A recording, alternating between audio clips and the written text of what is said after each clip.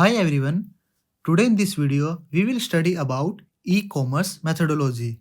So let's start the video. First of all we will see what is methodology.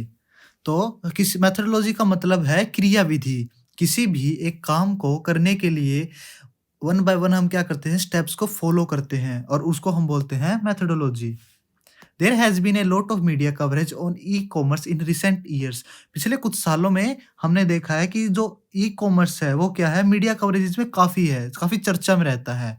However the concept of e-commerce is still unclear to many people due to its newness.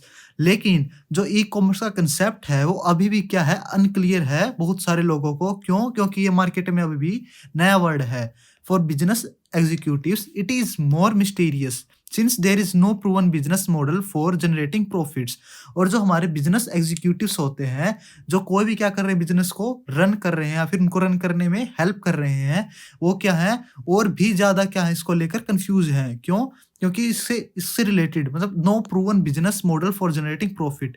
Market में ऐसा कोई भी क्या है proven business model नहीं है जो कि क्या करता हो प्रॉफिट को जनरेट करके देता हो।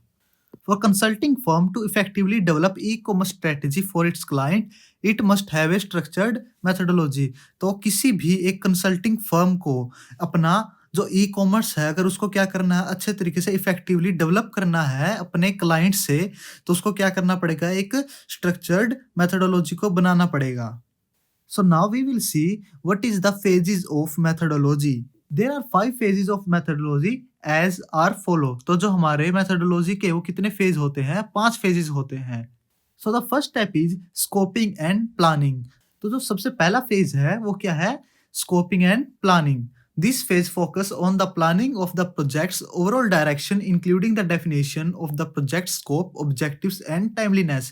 तो जो हमारा सबसे पहला फेज है वो किसके ऊपर फोकस करता है किसी भी एक ई कॉमर्स की प्लानिंग के ऊपर of the projects overall direction उस प्रोजेक्ट के ऊपर उसकी जो प्लानिंग करते हैं हम उसके ऊपर फोकस करता है। Include the definition of the project scope उसके ऑब्जेक्टिव्स को क्लियर करने के लिए उसका स्कोप की मतलब हमारा जो प्रोजेक्ट है वो कितने एरिया को कवर करेगा एंड टाइमलीनेस और उसके लिए हमको कितना टाइम चाहिए है। So the second phase is conceptual design and research. What does that mean? In this phase, the conceptual design of the methodology is developed and research on existing methodology is conduct. तो इस phase में हम क्या करते हैं conceptual design तैयार करते हैं methodology का किस बेस पर जो पहले से ही क्या कर रखे हैं methodology exist कर रही है उनके ऊपर।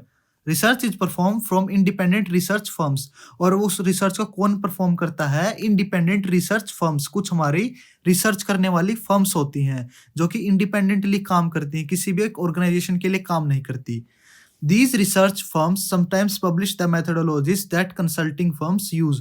और वो क्या करती हैं वो फर्म्स कुछ बार क्या करती मेथोडोलॉजीज को पब्लिश करती हैं किसके ऊपर इंटरनेट के ऊपर। So our next phase is development of methodology. अब इस फेज में हम क्या करते हैं the actual methodology is developed in this phase. इस फेज के अंदर जो हमारी एक्चुअल मेथोडोलॉजी है जो कि हमारी खुद की ओरिजिनल मेथोडोलॉजी है हम क्या करते हैं उसको डेवलप करते हैं। Detailed descriptions of each task in methodology are documented including the objective input approach relevant models output and any references. और हम क्या करते हैं हर एक चीज को बारीकी से क्या करते हैं डॉक्यूमेंट करते हैं उसको कंप्लीटली डॉक्यूमेंटेड बनाते हैं। So our next phase is the revision of methodology. और हमारा जो नेक्स्ट स्टेप है जो नेक्स्ट फेज है उसके अंदर हम क्या करते हैं final touches and revisions to the methodology are made in this phase.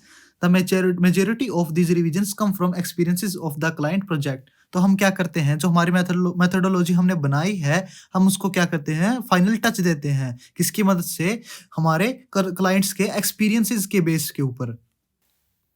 So I hope you understand today's lecture. Thank you and have a nice day.